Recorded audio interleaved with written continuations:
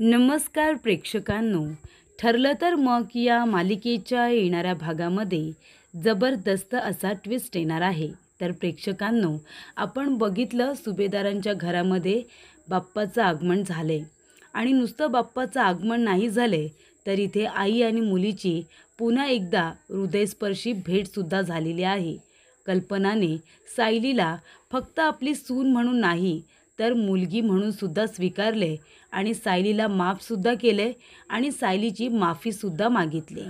त्यामुळे प्रेक्षकांनो, सुभेदारांच्या घरातलं वातावरण खूपच जास्त आनंदी झालेलं आहे. म्हणजे बाप्पाच्या येण्यामुळे इथे आता घरातलं वातावरण खूपच जास्त मंगलमय झालेलं असतं. दुरावलेली नाती जवळ आलेली असतात. पण प्रेक्षकांनो, इथे आता अर्जुनच्या मनामध्ये एक विचार सातत्याने येत असतो आणि तो विचार म्हणजे सायलीचे आईवडील कोण असतील आणि जर ते जिवंत आहेत तर ते कुठे आहेत आणि त्यांनी सायलीला शोधण्याचा प्रयत्न केला नाही का? असे अनेक विचार, असे अनेक प्रश्न अर्जुनच्या मनामध्ये येत असतात. मधुभाऊंनी सांगितले की सायलीचे आईवडील जिवंत आहेत. मग आता मधुभाऊंना जर ही गोष्ट माहिती आहे की ते जिवंत आहेत तर मग ते कोण आहेत हे सुद्धा मधुभाऊंनाच माहिती असेल. आता सायलीला लहानपणीची एखादी गोष्ट विचारायला गेलं तर तिला काही आठवत तर नाहीच, पण ती चक्कर येऊन सुद्धा पडते. मग तिला आता विचारायचं तरी काय? आणि जर एखादी लहानपणीची गोष्ट सायलीची सापडली तर निदान आपल्याला एखादी लीड तरी मिळू शकते असं अर्जुनला वाटत असतं. अर्जुनने इथे विडाच उचललाय. सायलीच्या आईवडिलांना शोधून काढायचं म्हणजे काढायचं. आणि एका बाजूला प्रेक्षकांनो, इथे अर्जुन आता आपल्या बायकोच्या आईवडिलांना शोधतोय, तर इथे अश्विनने एक विडा उचललाय आणि तो म्हणजे मी माझ्या बायकोला लवकरात लवकर जेलमधून बाहेर काढणार. तुम्ही सगळेजण जरी तिच्या विरोधात असाल तरीसुद्धा मी माझ्या बायकोच्या बाजूने आहे असं अश्विनचं म्हणणं असतं. प्रेक्षकांनो, पण आता अश्विन प्रियासाठी संपूर्ण घराबरोबर वैर घेतोय. संपूर्ण घराच्या विरोधात जाऊन तो इथे प्रियाला सपोर्ट करतोय. पण आता प्रिया नक्की काय आहे, किती फ्रॉड मुलगी आहे, ही गोष्ट आता लवकरच अश्विनच्या समोर येणार असते. तर प्रेक्षकांनो, इथे आता अश्विन प्रियाला घरातून बाप्पाचा प्रसाद का दिला जात नाही म्हणून तो सुद्धा बाप्पाचा प्रसाद नाकारतो. तो म्हणतो की या घरातून जर माझ्या बायकोसाठी प्रसाद जाणार नसेल तर मला सुद्धा तुम्ही बनवलेला प्रसाद नको आहे. आणि तो इथे बाप्पाला नैवेद्य दाखवलेला प्रसादसुद्धा नाकारतो. म्हणजे इतका तिरस्कार त्याला आता घरच्या लोकांचा आहे. कारण का? ते सगळेजण प्रियाच्या विरोधात आहेत म्हणून. पण प्रेक्षकांनो, प्रियाचा खरा चेहरा अजून अश्विनच्या समोर आलेला नाही आहे. म्हणजे इथे त्या तन्वीने प्रतिमा आत्याला खोट्या गोळ्या दिल्या, चुकीच्या गोळ्या दिल्या, हे सुद्धा अजून अश्विनला समजलेलं नाही आहे. हे सत्य अजून त्याला कळलेलंच नाही आहे. त्यामुळे प्रेक्षकांनो, जेव्हा या सगळ्या गोष्टी अश्विनच्या समोर येतील तेव्हा इथे प्रिया नक्की किती मोठी फ्रॉड मुलगी आहे हे सुद्धा त्याला कळेल. पण इथे आता येणाऱ्या भागामध्ये जेव्हा अश्विन हॉस्पिटलला येतो तेव्हा इथे प्रियाबरोबर महिपत आणि नागराज यांचं बोलणं सुरू असतं. त्यांचं बोलणं सुरू असताना इथे अश्विनने संपूर्ण बोलणं ऐकलेलं असतं आणि त्याच्यामधूनच इथे प्रियाने कशा पद्धतीने साक्षीची बाजू घेतलेली असते, तिच्या बाजूने साक्ष देत मधुभाऊंच्या विरोधात दिलेली असते. आणि त्याचबरोबर प्रेक्षकांनो, इथे आता कशा पद्धतीने जेलमधून बाहेर येण्यासाठी प्रियाने चक्कर येण्याचं नाटक केलं. फक्त इतकंच नाही तर प्रतिमा आत्याला चुकीच्या गोळ्या दिल्या, हे सुद्धा सगळं बोलणं अश्विनने ऐकलेलं असतं. तर प्रेक्षकांनो, अश्विनच्या कानावरती हे सगळे शब्द कधी पडतात आणि कशा पद्धतीने इथे आता अश्विन सत्य समजल्यानंतर प्रियाच्या थोबाडीत देणार आहे आणि तिच्यापासून दूर निघून जाणार आहे, आपण येणाऱ्या भागामध्ये सविस्तरपणे बघणारच आहोत.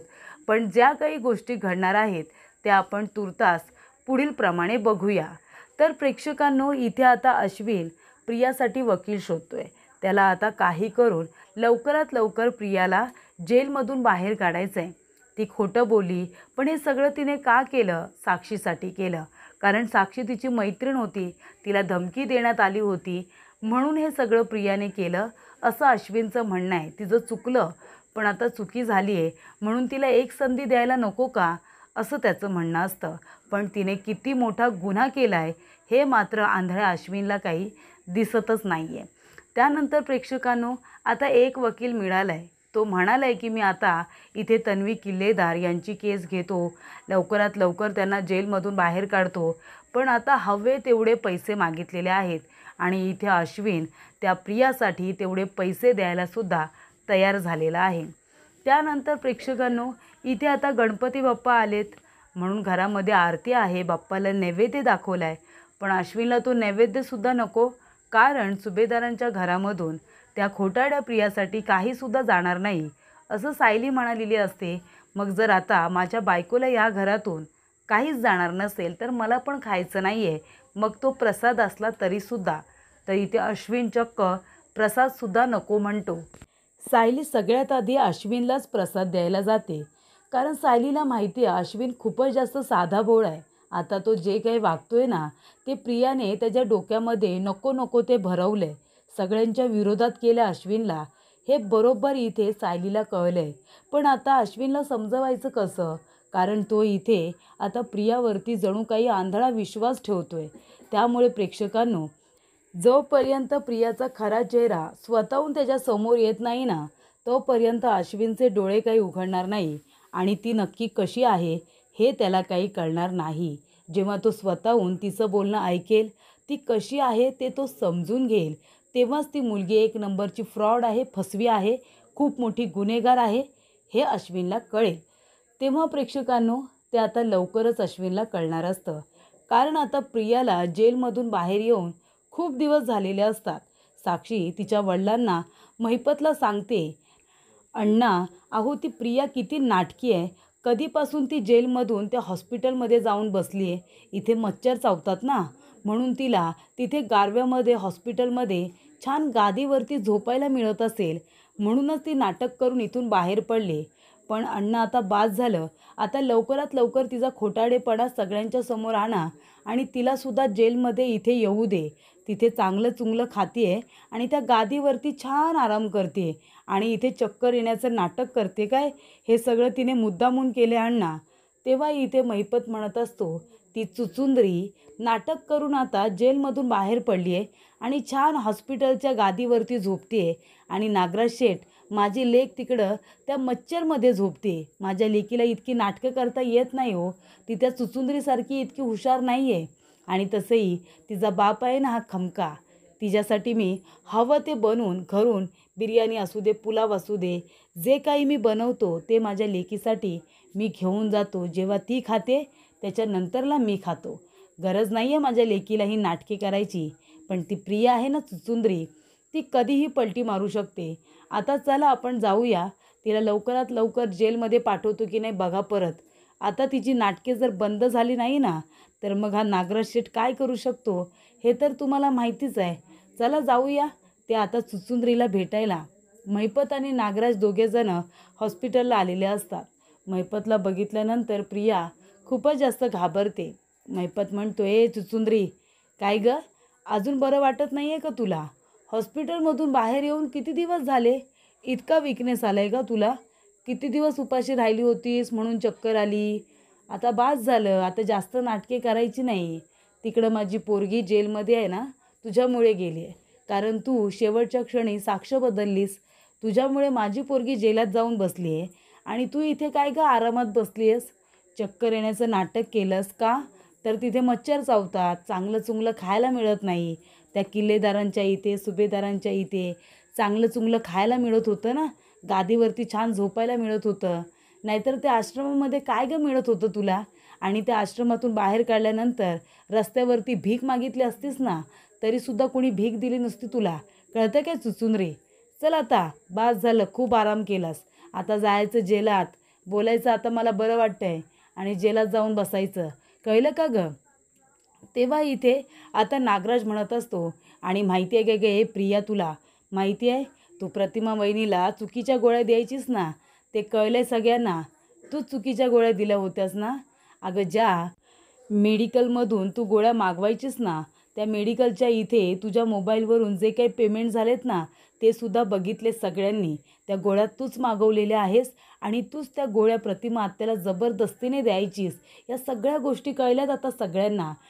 आणि जर तुला कुणी इथे जाब विचारायला आलं, दादाने विचारलं की हे सगळं तू का केलंस, आणि तुझ्या नाकातोंडाशी आल्यानंतर जसं साक्षीचं नाव घेतलंस कोर्टामध्ये तसं जर माझं नाव घेतलंस ना प्रिया, माझं जे व्हायचं ते होऊ दे, पण तुला सोडणार नाही या, तुला नाही सोडणार मी. तुझी अशी अवस्था करेन ना की आयुष्यभर लक्षात ठेवशील. कळते तुला?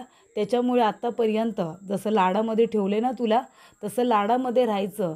जर माझं नाव घेतलंस, काहीही कारणं दे, माझं नाव घ्यायचं नाही, असं नागराजने सांगितलेलं असतं. प्रेक्षकांनो, हे सगळं बोलणं अश्विन ऐकत असतो. अश्विन आता डिरेक्टली आपल्या घरातून प्रियाला भेटायला आलेला असतो आणि येताना बाप्पाचा प्रसाद त्याने एका मंदिरामधून आणलेला असतो.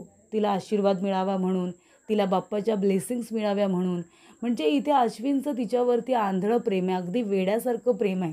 इतकं आंधळं आहे की ती गुन्हेगार मुलगी गुन्हा करते तो सुद्धा त्याला दिसत नाही आहे प्रेक्षकांनो. आणि आता इथे प्रिया म्हणत असते, हे बघा, मी चुकीच्या गोळ्या दिल्या असल्या तरीसुद्धा त्या प्रतिमाची स्मृती परत येऊ नये यासाठी दिल्या होत्या. त्याच्यामध्ये माझा स्वार्थ असा काहीच नव्हता.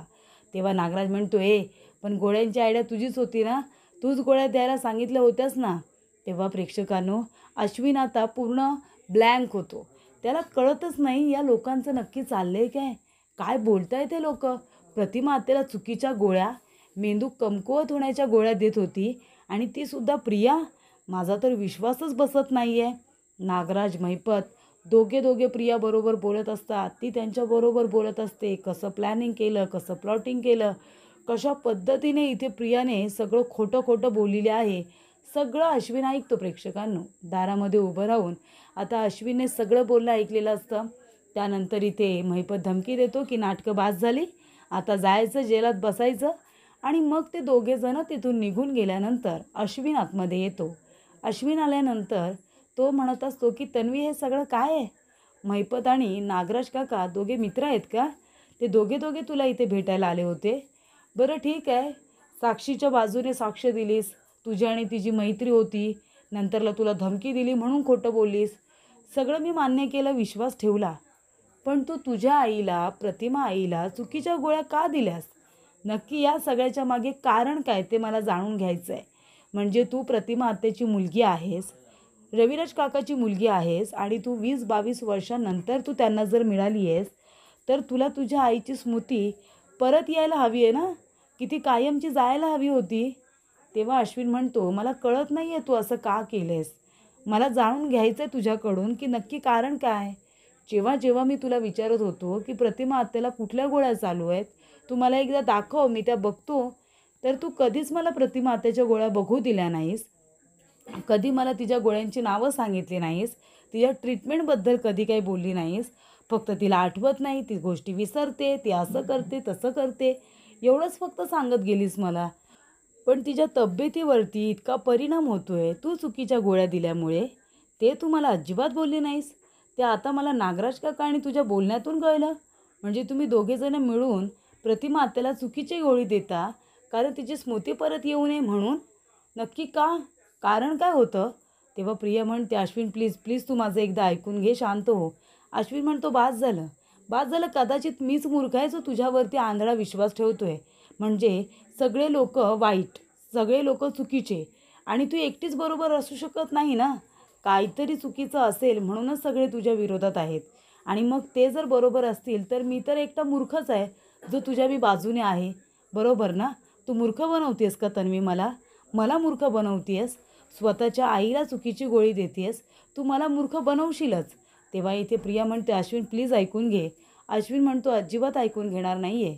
प्रिया जेव्हा हात पकडते, अश्विन जोरदार तिच्या थोबाडीत लगावतो आणि पोलिसांना म्हणतो, बास झालं, बरी आहे ती आता, जा तिला जेलमध्ये घेऊन ठेवा आता, बास झालं. मला तुझा खरा चेहरा काय आहे ते कळलं आहे प्रिया. प्रतिमा आत्याला बरं करण्यासाठी आम्ही झटत होतो आणि तू तिला वेडं करण्याचा प्रयत्न करत होतीस. एक गोळी दिलेली असताना दुसरी गोळी देण्याची तुला गरजच काय होती? मला कळलं आहे, मी मूर्ख आहे म्हणून मी तुझ्या बाजूने इथे सगळ्यांबरोबर भांडतोय. तुझ्यासाठी मी बाप्पाचा प्रसाद न खाता इथे आलो, पण शेवटीला बाप्पाने मला आशीर्वाद दिला आणि तुझं सत्य माझ्यासमोर आणलं.